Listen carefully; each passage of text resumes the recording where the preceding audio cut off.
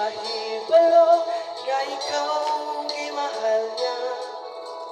Tugad pa sa sinugdanan sa imong igikanan, ipili na ikaw niya nga mahimo niya ang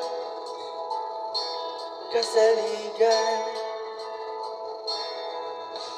Ikaw ang kalipay sa iyang mga dalan, nga mosangyaw sa balaan nga kasubuan. Ipatubog, ipadako, nagpabilin nga ikaw